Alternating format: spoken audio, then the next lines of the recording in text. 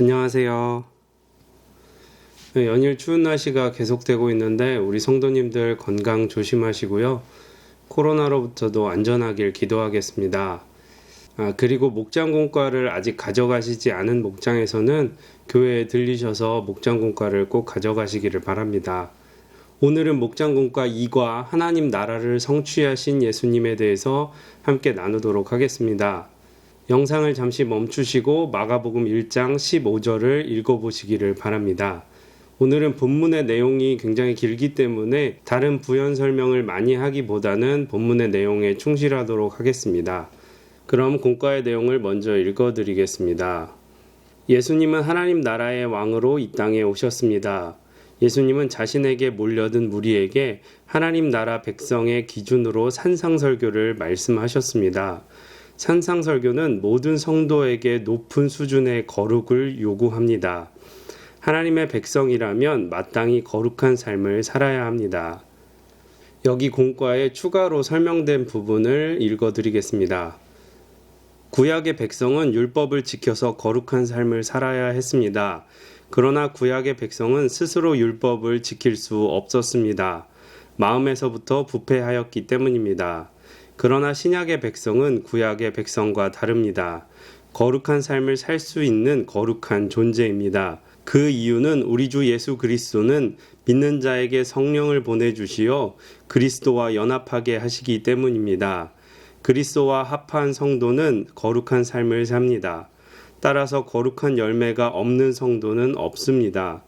웨슬리는 명목상의 그리스도인이라는 설교를 통해서 사랑하지 않는 자는 명목상으로만 그리스도인, 즉 구원받지 못한 자라고 말합니다. 이 부분은 거룩한 삶을 살아야 한다라는 부분에 대한 설명입니다. 계속해서 공과의 내용을 읽어드리겠습니다.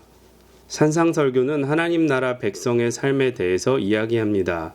그렇기에 산상설교를 잘 이해하기 위해서는 먼저 하나님 나라에 대해서 잘 알아야 합니다. 성경은 하나님 나라에 대해서 어떻게 설명하고 있을까요? 성경에 나타난 하나님 나라에 대한 약속과 그 약속이 예수님을 통해서 어떻게 성취가 되었는지를 살펴보겠습니다. 그래서 오늘 공과의 전반적인 주제는 하나님의 나라와 어떻게 그 하나님의 나라가 예수님을 통해서 성취되었는지에 대한 내용입니다. 그 내용을 계속 살펴보겠습니다. 첫째, 하나님은 하나님 나라를 세우셨습니다. 성경 전체는 하나님 나라에 대해서 말합니다. 하나님 나라는 하나님이 왕으로 다스리는 나라, 즉 하나님의 왕국을 의미합니다. 하나님이 처음 창조하신 세상도 하나님 나라였습니다. 하나님은 에덴을 만드시고 그곳에 인간을 두셨습니다. 하나님은 에덴 동산에 법을 세우셨고 인간이 그 법에 순종하도록 하셨습니다. 에덴 동산 중앙에 선악을 알게 하는 나무를 두시고 그것을 금하심으로 법에 순종하기를 명령하셨습니다. 인간은 하나님의 법에 순종하고 하나님이 주시는 안식과 풍요, 보람, 사랑을 누릴 수 있었습니다. 이것이 바로 하나님 나라의 모습입니다. 그러나 인간은 하나님의 말씀에 순종하지 않았습니다. 아담이 선악을 알게 하는 나무 열매를 먹은 것은 하나님의 법을 어긴 것입니다. 하나님을 왕으로 인정하지 않고 자신이 하나님처럼 되고자 했던 것이 죄의 본질입니다. 이 사건으로 인하여 인간은 하나님 나라를 잃어버리게 되었습니다. 첫 번째 문단은 성경에 나타난 하나님의 나라와 인간이 어떻게 해서 하나님 나라를 잃어버리게 되었는지에 대한 내용이 담겨져 있습니다.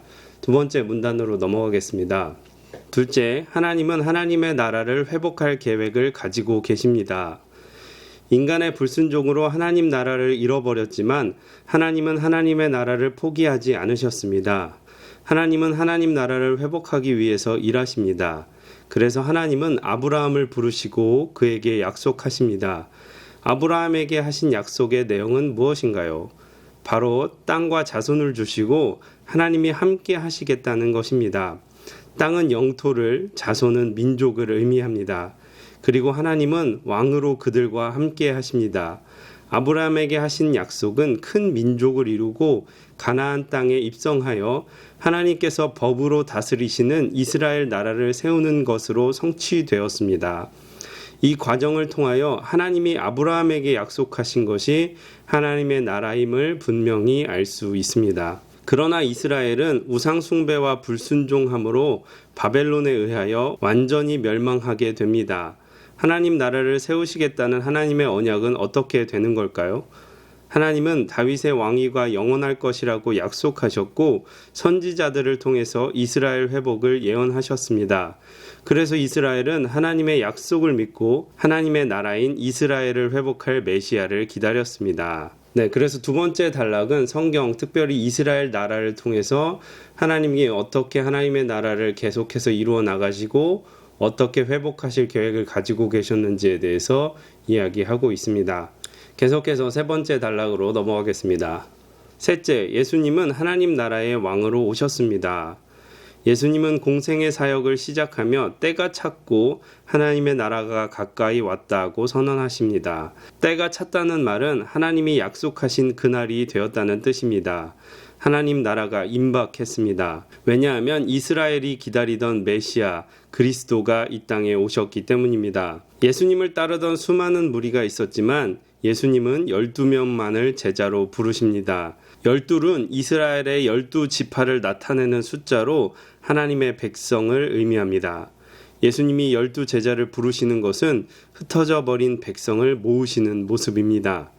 예수님은 죄로 인하여 흩어져 버렸던 자들을 다시 모으셔서 그들의 백성이 되게 하셨습니다. 예수님의 놀라운 사역으로 수많은 무리가 예수님을 따릅니다. 그때 예수님은 자신이 세울 나라 백성의 면모에 대해서 말씀하십니다. 이것이 바로 산상설교입니다. 예수님은 이 땅에 오셔서 구약의 모든 언약을 성취하시고 하나님 나라의 왕이 되셨습니다. 신약의 성도는 주님의 통치에 순종하며 하나님 나라의 복을 누립니다. 이렇게 세 번째 단락까지 읽어보았는데요. 여기에 추가되어서 하나님 나라라는 단어와 천국이라는 단어가 무엇이 다른지에 대해서 설명하는 글이 있어서 읽어드리도록 하겠습니다. 하나님 나라와 천국의 이해. 하나님 나라와 천국은 같은 개념입니다.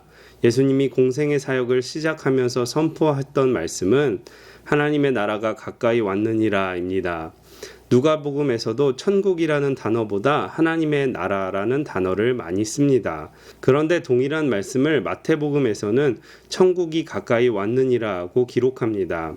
왜 마태복음은 하나님 나라를 천국으로 기록했을까요? 하나님 나라는 하나님이 왕으로 통치하는 세상입니다. 그런데 유대인들은 하나님이라는 단어를 사용하기 꺼려 했습니다. 유대인은 하나님의 보좌가 있는 곳으로 생각한 하늘을 하나님을 대신하는 단어로 사용하였습니다. 그래서 마태복음은 하나님 나라를 천국, 하늘나라 등으로 표현합니다. 즉 이 이야기는 마태복음이 쓰여질 당시에 마태복음을 읽고 있던 사람들이 유대인 출신 그리스도인들이었기 때문에 하나님이라는 단어를 직접 입으로 말하는 것에 대해서 두려움이 있었습니다. 그래서 하나님 나라라는 단어보다 천국 혹은 하늘나라라는 단어들을 많이 사용했다라는 것이죠. 그래서 결국 하나님 나라와 천국은 같은 개념이다라는 것을 설명하고 있습니다. 그러면 나눔과 적용으로 넘어가 보도록 하겠습니다. 1번, 에덴이 하나님이 다스리는 하나님 나라의 모습이라는 것에 대해서 어떻게 생각하십니까? 에덴을 통해서 기대할 수 있는 하나님 나라의 모습을 이야기해 봅시다. 오늘 공과의 내용에서도 알 수 있듯이 에덴 동산의 모습에서는 사람이 하나님의 법에 온전히 순종하고 그 안에서 하나님께서 주시는 안식과 풍요, 보람과 사랑을 누릴 수 있었다고 이야기하고 있습니다. 여기서 좀 더 나아가자면 예수님께서 주신 산상수훈의 설교의 내용을 우리가 말씀으로 순종하고 그 안에서 하나님으로부터 오는 안식과 풍요, 보람과 사랑을 이 땅에서부터 누리는 천국의 백성으로 살아갈 수가 있다는 것을 우리가 또한 알 수가 있습니다. 2번, 인간의 죄와 불순종으로 하나님 나라를 잃어버렸습니다. 죄로 인하여 에덴 동산을 잃었고 우상 숭배로 인하여 약속의 땅인 가나안에서 흩어졌습니다.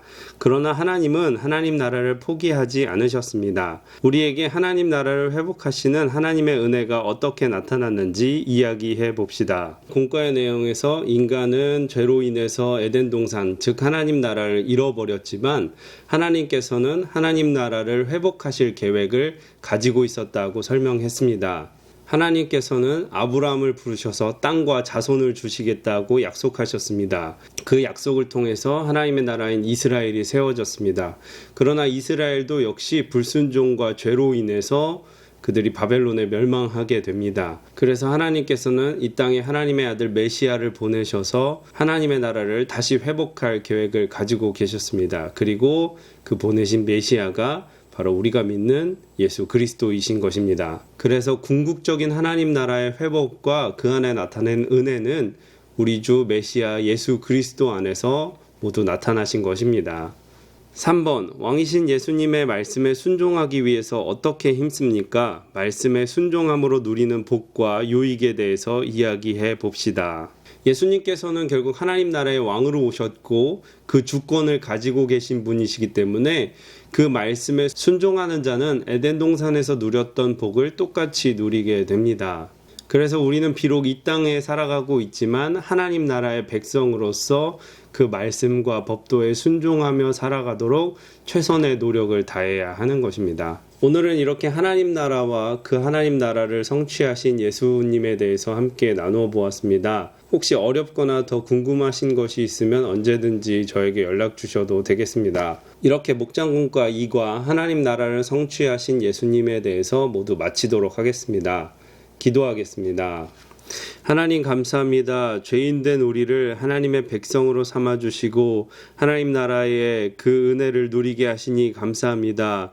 하나님께서 우리를 위해 예수 그리스도를 보내주셨으니 우리는 그 말씀에 순종하며 예수님을 따라 살 수 있도록 도와주시옵소서. 하나님, 그래서 하나님께서 주시는 안식과 풍요, 보람과 사랑을 누릴 수 있는 우리 성도님들 될 수 있도록 도와주시옵소서. 하나님, 코로나로 인해서 너무나 어려운 시간을 보내고 있는 가운데 하나님 나라를 소망하며 오늘도 신실하게 하나님 말씀에 순종하며 살아갈 수 있도록 인도하여 주시옵소서.